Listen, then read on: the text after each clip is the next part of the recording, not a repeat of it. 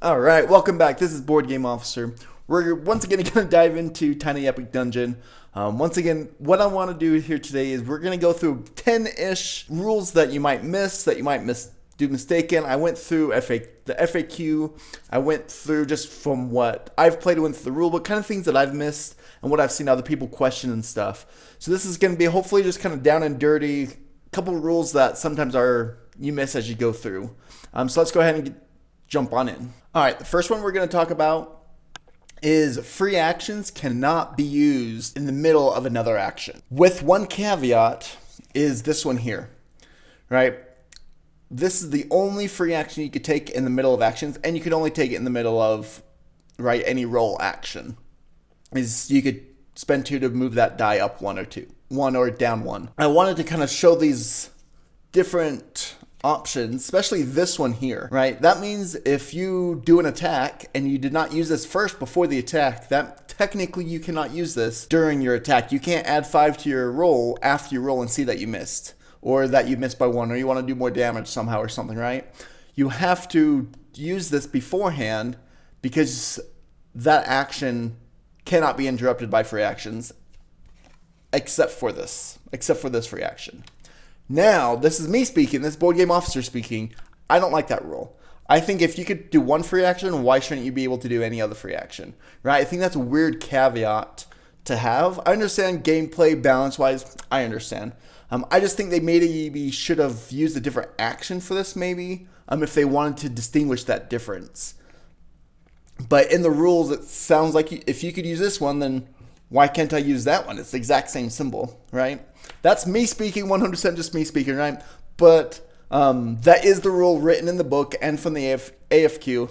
So I did want to point that out with that. One thing that I wanted to point out as well, especially with these potions, is that when you are attacking, when you attack and when you grab the loot, all of that is considered part of the action.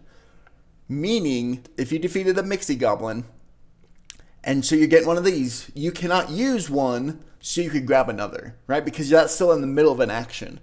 So it does say that you have to use these before, and the whole attack action does not end until after you've grabbed the loot and the potions and everything. That is part of the attack action. Just want to clarify that because that was clarified within the FAQ as well. All right, so the second one here. So when you walk into a trap room, this here is considered an action, meaning going on along with the second one, but I feel like it was a little different. But since this is considered an immediate action that you have to take for Nilisong and Zhuzhong, or the panda, however you say his name, they're the only two that are going to matter. But you cannot take their free action to roll for that. Right? So they're actually kind of dangerous to go into traps. It specifically says in the FAQ that this is rolled immediately, and therefore a free action cannot be taken, which for most characters is not a problem. But for these two, it's a huge problem, especially for the panda. Like, it's impossible for him to pass that one, right? So you have to spend that, get 3 before you walk in. If you do it before you start walking, then it's fine. Which also, like, if you expect to hit a goblin, it's not like you're wasting it, because if you walk into a goblin, then you still use those for your goblins, right? So it's not a total waste. But it is something that I actually didn't even realize until just going through the FAQ for this video, that actually triggers beforehand, so you cannot use that free action after you walk in. You could use it for this one, because then you decide to take that action. But because walking in is immediately, there's no free action that can be taken. So kind of keep an eye out for that one. All right, this next one is actually going to have a couple parts. This is kind of like 1, 2, or even kind of 3. Because all of these are going to talk about the torch and how the torch track going down works. So the first thing I want to talk about is this. The first one is this ability, right? I played this game multiple times before I even realized this was on the board. Like, I didn't even look at it, didn't even see what was a thing, right? This means that at any time you can take a free action to move that torch track down 1 to reveal 4 rooms that are adjacent to you, up to 4 rooms that are adjacent to you. So that's one is just the fact that that's an available action that a lot of people miss. 2 is when you do this, because you first have to move the torch track down before the next thing activates, that means the torch track will move down and then you'll open up spaces. So this is really important, especially here at the first, right? If you've watched my how to win video, I go through this because the very first thing I always do is open up those 4 connecting rooms that you set up with. And because you move this down first, nothing's on the board yet because you haven't flipped anything over, so nothing activates. So nothing activates and then you flip everything over, so if anything spawns, it's fine because nothing's going to happen. Another goblin is going to spawn after, but they're not going to attack yet. So you have another turn to get rid of some, and then they're going to activate. Right? So that's something to keep mind of if that's available, and it does it first before you reveal any other rooms. Second thing that I want to go over is rolling the torch down track on the die. When does that apply? So it does specify that this is part of the attack action. Just like if you were to roll any of the numbers, you're going to see first if you kill them. If you kill them, then this die doesn't even apply, meaning that it's the last thing you do.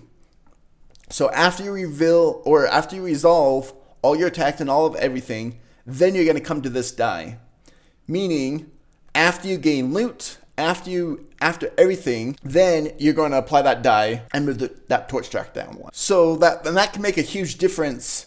If you're going to spawn something or if other things are going to activate, when does it activate? Do I die first? What happens? So this die does not resolve until after everything else is resolved. And last thing with the torch track here is when you defeat anything, whether it's the minion or whether it's one of the stories, right? Or there's a room out there that lets you move a track up as well. Doesn't matter what. If you're ever moving up the track, nothing happens. The track is not active when moving up.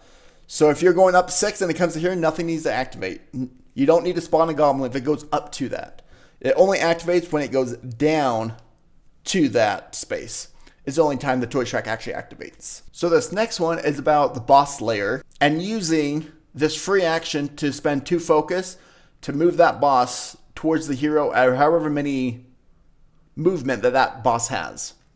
So when you do that, it is kind of confusing in the rulebook because the rulebook says that anything inside the lair is not affected by anything outside the lair, right? So even if your character is here, you cannot range shot into there, right?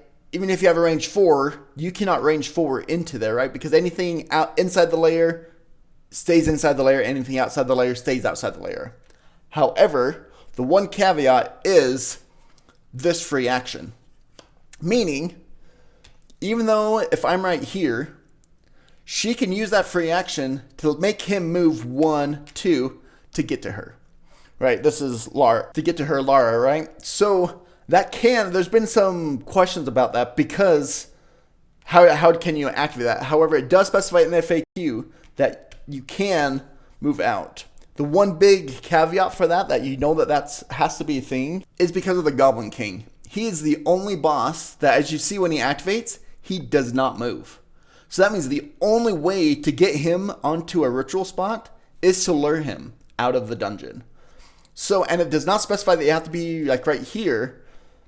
You could be anywhere and he will come to or towards that hero however many spaces he can move. So you can lure him out of his lair with that special free action. So this next one is going to have to do with Moonblade and Elemental Charge. So this is very specific just to these 2. There might be 1 or 2 others, but these are the ones that I really saw at first here. Is these 2 spells. These are not spell attacks. Meaning when you roll, you will not have to roll the enemy dice because you are not attacking anyone. It is part of an action. And you notice that because up here, it has no target. It has magic, thing, roll, your agility, trying to get a 6. Then if you do, you can spend 3 to move, and wherever you land is going to take 1 damage. Same idea here. Magic, anything, roll a 5, 2, and it'll do 2 damage to wherever you land. In comparison to this magic attack, or spell attack, it has who's being targeted in that first line. Meaning you will roll this because you already have a target when you're rolling. So keep an eye out for that these are not attacks, they are just spell actions. Therefore, you do not have to roll an enemy die. Alright, so this next one is actually about attacking multiple targets. So this example is the longbow of the panther, right? You could spend 3 to hit all enemies within range 1 as you roll your agility die. So that means if Laura has this bow, she can attack all 3 of these enemies with this roll. So if she attacks and she kills both goblins and does 3 damage to the dungeon crawler, right? Who attacks back? This way it's pretty easy because he's the only one left, so the dungeon crawler will attack. However, let's say this is Mighty Goblin, so he didn't get killed and he only did 1 damage to the dungeon crawler. Now you get to choose who attacks back. So you could bring these cards together and look, okay, who's going to hit back harder? What did I attack him with? Who's going to hit back harder? And you could choose who actually attacks back if they both survive. If anybody survives, they have to attack. You can't say, oh, well, you know, he died, so I'm going to pick him I wanted him to attack back, right? One has to be able to attack back to choose which one to attack, but only one attacks back, not all of them. All right, so this next one is about movement. We know that if you walk in and there's a goblin in that room or any enemy, you cannot move anymore. Your movement is spent. However, if for whatever reason, whether it's during the boss and you bring the boss into your room, or if you're using the war horn of the bear that brings enemies to you. Anyway, if an enemy comes to you on your turn, your movement is not spent. Your movement can keep going. You can use the war horn of the bear to come for him to bring here, and then you could start to move away from him, rather than him being there and you have to stop right there, right? So it can be handy. You could lure him there, and then you can move. If you have the war horn of the bear, there's not a whole lot of instances that's going to happen. But I did want to point out that if they enter your room, it does not stop your movement. But if you enter their room, it does stop their movement. Or if you start your turn in their room, it does not stop your movement. You can move out of it. It's just when you enter the room, all movement is gone. All right, last 2 here are going to be about spells. Now, when it says when a spell is successful, there's a lot of different things here. Right, this means if the roll was successful. However, if you have another ability that says as long as a successful spell was made, there's 2 things that count as a successful spell.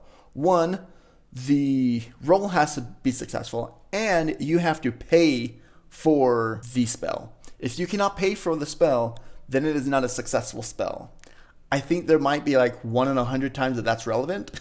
Right? I don't think that's going to be super relevant, but I did want to point that out because I think that's a well-missed rule that you have to get both of them for a spell. For an attack, the attack just has to hit, right? You just have to get more than the defense and it's a hit and it's successful. But with spells, you have to do the roll and be able to pay the focus for it to be successful. And then the last one, just want to clarify this. This one I don't think is missed too much, but I just wanted to make sure that this is set, that when you roll for a spell, you do not gain that focus, or you gain that focus immediately when you say, okay, look, that 5 is there, I've allocated that, I've locked in my dice, now I get my focus. So if I did this roll and I have full focus, this will do me nothing. I will have to pay 2, and then I'll do that, and that will be the end of it.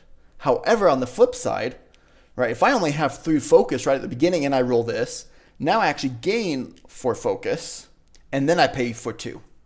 So I think that's why it's beneficial, because even if you don't have the focus, you can chance it depending on how risky you want to be. But you can chance it to see because you might get the focus to be able to pay for the spell.